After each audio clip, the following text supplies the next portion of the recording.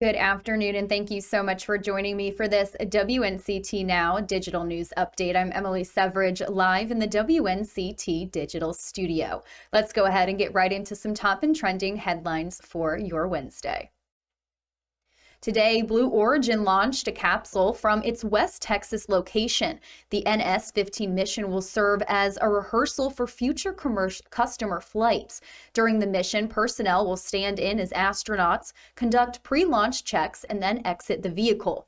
The launch occurred at around 12:50 p.m. Here's some of that super cool video if you missed that launch. 2, 1, 2.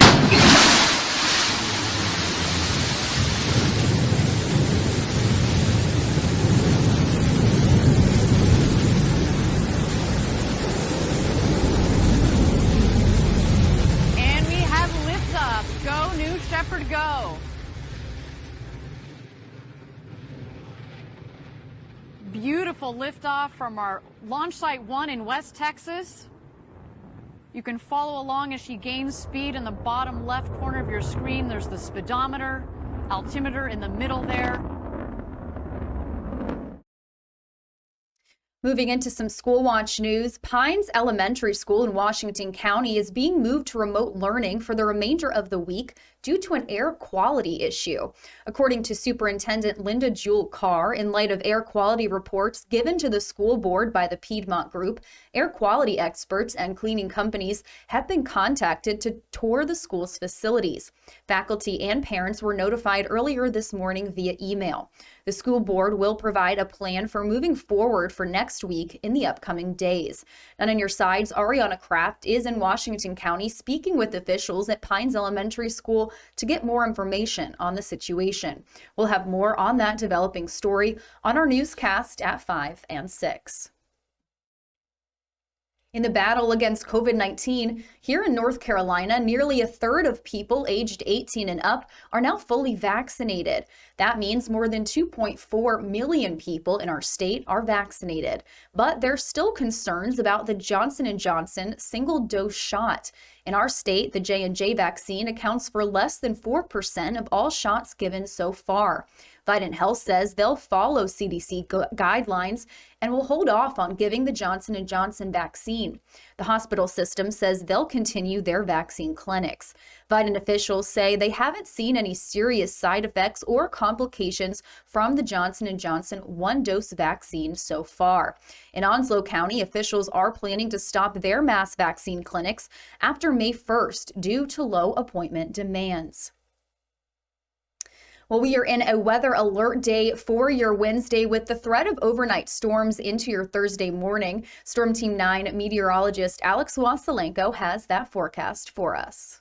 Happy halfway to Friday, everybody. I'm your Storm Team 9 meteorologist Alex Wassilenko reporting from the WNCT studios in the Storm Team 9 Weather Center. It is a weather alert day Wednesday, if you will, across eastern North Carolina, but the weather alert day, we're going to hone in on that as we go through the late night hours into early Thursday morning. Our weather alert day takes effect today, but of course the overnight threat for severe weather is going to be the most pressing as a cold front arrives late tonight with a few severe storms possible, and with any one storm may come some damaging winds and heavy rainfall, as it is going to be a late night event. Be sure you have multiple ways to receive severe weather alerts. Here's how we see things timing out for your afternoon into the evening and overnight. Southerly winds will take hold this afternoon along with sunshine, and that's going to allow for some heat and humidity. Temperatures will soar into the upper 70s and low 80s. The heat and humidity will begin to clash with an incoming cold front late tonight through early Thursday morning. It's going to result in spotty severe thunderstorm action, especially across our northern counties closer to the North Carolina-Virginia border. Elsewhere across the east and coastal plains, we certainly can't rule out a stray strong storm or heavy downpour. That's the first cold front that'll be moving through over the next 24 hours. That cold front, the first of which will push out to sea by early Thursday morning, leaving behind some northerly winds, mostly cloudy skies, and mild temperatures in the 60s. It's that secondary cold front for Thursday evening and Thursday night that will likely bring about a few additional showers and the real cool down by week's end. Temperatures by week's end going to struggle to crack the 70-degree mark. Be sure to download that free Storm Team 9 weather app so you can track all the latest forecast changes today, tomorrow, and straight into that weekend forecast.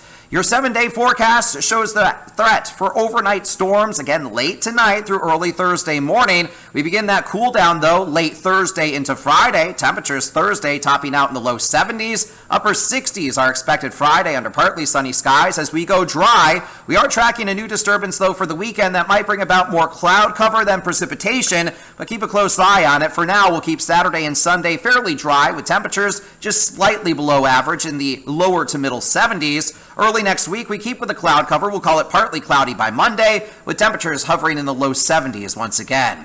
Do your best to remain weather aware on what will be a deceiving forecast today as we have the heat, humidity, sunshine, and dry weather for the afternoon, but an active overnight in store. Again, stay safe. I'm your Storm Team 9 meteorologist, Alex Wasolenko.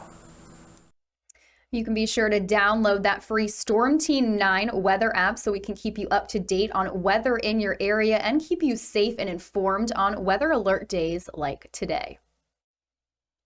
A local church is offering free hot meals every first and third Friday of the month, and how you can win $20 just by donating blood. That and more coming up after this short break. Reporters are all across the East. In Beaufort County. In Greenville. In Belhaven. And in your neighborhood. In Morehead City. In Snow Hill. In New Bern. In Jacksonville. Covering local stories that impact you. Well, now a new project is in the works, a digital fabrication classroom, also known as a Fab Lab. This is where Wildwood Adventure Park will be located, right along the Tar River.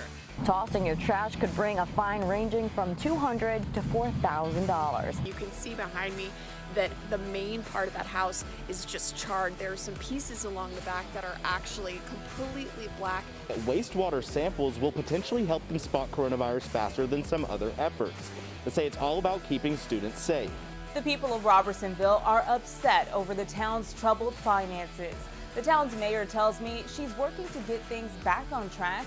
See their original reporting weekdays on 9 on Your Side News or anytime on WNCT.com. Thanks so much for joining me. If you're just tuning in, I'm Emily Severage live in the WNCT digital studio, bringing you some afternoon updates. WNCT is bringing you live streamed updates on Monday through Friday at 1:30 p.m. and 4 o'clock p.m. to bring you the latest and up-to-date news before our nightly newscasts. A local church is offering free hot meals to anyone in the community who needs one. Overflow Cafe, located inside the Kingdom Culture Church in Richlands, is open the first and third Fridays of the month for a hot meal. This Friday, April the 16th, guests will get chicken casserole with potatoes, green beans, brownies, and sugar cookies. Meals are free to guests through donations, so any donation assistance is welcome. Diners looking for a free hot meal are welcome to dine from 6 p.m. to 8 p.m. on the cafe on 111 Kinston Highway. For more information, you can visit kccrichlands.org/overflow-cafe or follow them on Facebook, Overflow Cafe KCC. This Friday, Onslow County is offering $20 gift cards to blood donors. The county will host a blood drive with local organization The Blood Connection.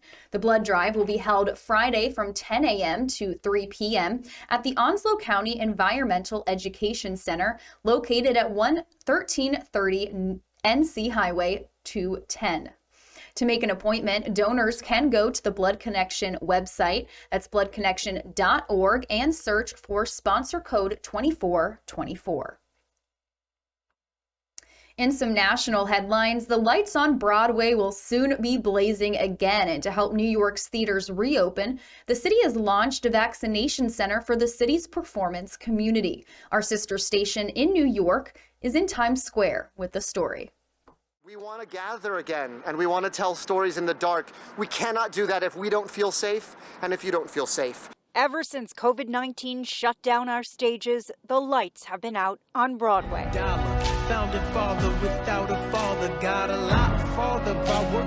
Hamilton creator Lin-Manuel Miranda touring the city's latest vaccination clinic today. The Times Square site is now open to theater, film, and TV workers, both in front of the camera and behind the scenes. The city is racing to get arts and culture up and running again. Yes, it's part of our economy. Much more importantly, it's part of our identity. It's part of who we are. It's part of our hearts. I'll make a brand new start of it in old New York. Live music in the heart of Times Square to celebrate this new vaccination site. Emily Pecoraro was thrilled to play her alto saxophone today. She's eager to get back into theaters. With a little optimism and a little organization, we can make it happen. The Media and Entertainment Commissioner says the city continues to work toward a September Broadway reopening. That's why we wanted to get this set up so that we could get everybody vaccinated and they can start working and rehearsing and workshopping, etc. Well, that is going to wrap up this WNCT Now afternoon update. I'll be back again at 4 o'clock with another update for you, so be sure and stay tuned for that before our nightly newscast at 5, 6, 10, and 11. Thanks so much for watching and have a wonderful rest of your Wednesday.